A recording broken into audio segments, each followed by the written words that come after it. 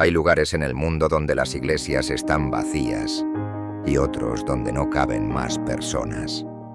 Hay campanas que suenan cada hora sin que nadie las escuche, y hay coros que cantan al amanecer en capillas improvisadas bajo árboles. Hay quienes dicen que el catolicismo está muriendo, pero también hay quienes, en silencio, lo están haciendo nacer de nuevo. Porque mientras Europa se pregunta si todavía cree, África responde con una fe que arde. Allí, donde el Evangelio llegó en barcos hace siglos, ahora florecen miles de vocaciones. En países como Nigeria, Uganda o la República Democrática del Congo, las misas no son una obligación, son una celebración de vida. La iglesia no es solo un templo, es un hospital, una escuela, un refugio. El catolicismo africano no está sentado en una banca, está en marcha. Evangeliza con los pies descalzos, con la risa de los niños, con el consuelo de las enfermeras que llevan una cruz en el pecho y esperanza en la mirada. Al otro lado del mundo, en Asia, la historia es distinta, pero igual de intensa. En China, la fe se vive muchas veces en la sombra. En Corea del Sur, crece con disciplina y fervor. En Filipinas, es una herencia luminosa que mezcla tradición, alegría popular y compromiso social. Asia desafía a la Iglesia a ser creativa, a ser humilde, a aprender nuevos lenguajes sin perder su alma. Y mientras tanto, América es un continente dividido entre la nostalgia y el cambio. En el norte, las parroquias reviven gracias a los inmigrantes latinoamericanos que llevan su fe como parte de su identidad. En el sur, el catolicismo convive con nuevos movimientos religiosos, con la crítica social, con las heridas de la desigualdad. La Iglesia ya no tiene garantizada la palabra final, pero todavía puede tener la primera palabra del consuelo, del acompañamiento, de la justicia. No se puede hablar del futuro del catolicismo sin mencionar lo que está ocurriendo en el corazón del mundo moderno. La secularización. En muchos países, creer ya no es lo habitual, y la religión se asocia más con el pasado que con el presente. La Iglesia ya no tiene poder, y quizás eso sea su gran oportunidad, porque cuando deja de ser mayoría, puede volver a ser testimonio. Cuando pierde prestigio, puede ganar profundidad. Cuando ya no llena estadios, puede empezar a llenar almas. En medio de ese cambio, la tecnología ha irrumpido con fuerza. Hay quien reza el rosario por Instagram, quien va a misa por YouTube, quien se confiesa por videollamada. ¿Es lo mismo? No. ¿Es válido? También, porque Dios no se limita a los templos, y porque el Espíritu sopla también por los cables de fibra óptica. La pandemia nos lo mostró con crudeza.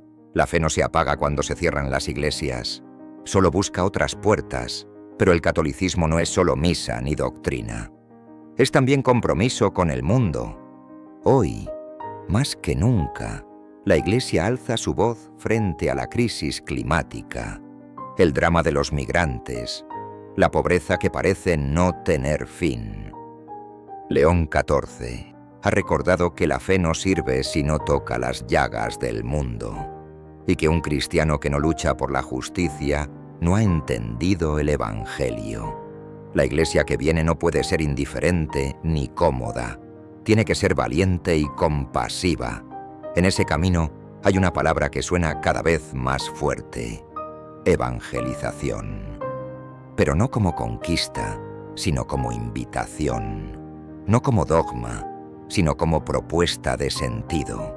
El mundo no necesita sermones, necesita testigos, hombres y mujeres que, sin imponer, ofrezcan una alternativa de vida.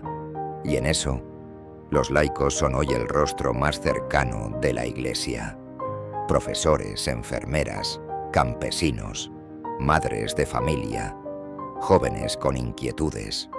Son ellos quienes están anunciando el Evangelio con gestos pequeños, pero poderosos, porque muchas veces el futuro de la fe no se decide en los sínodos, sino en la mesa compartida con un vecino, en una conversación en el trabajo, en una respuesta compasiva. La Iglesia no camina desde arriba, camina desde dentro. Y en un mundo donde las religiones a menudo son vistas como fuente de división, el catolicismo tiene un reto ineludible: el diálogo con otras religiones, con la ciencia, con los que no creen, con los que dudan, con los que se fueron, no para ceder en su identidad, sino para crecer en humanidad. En palabras del Papa, el tiempo no es superior al espacio. Mejor avanzar con pasos pequeños, pero juntos, que imponer una meta sin compañía. Uno de los pilares silenciosos de ese futuro será la educación. Las escuelas católicas han formado generaciones enteras en valores, en pensamiento crítico, en sentido ético. Hoy, sin embargo, enfrentan el desafío de un mundo cambiante, donde el lenguaje de la fe ya no es comprendido por todos. Pero quizás ahí está su mayor tarea: traducir la esperanza, enseñar que la fe no es contraria a la ciencia, que creer no es huir del mundo, sino amarlo con profundidad, que una buena educación católica no solo forma profesionales, sino personas capaces de compasión, de diálogo, de servicio. Y claro, la tecnología también llega a las aulas. Nuevas plataformas, recursos digitales, aprendizaje virtual. Todo está cambiando.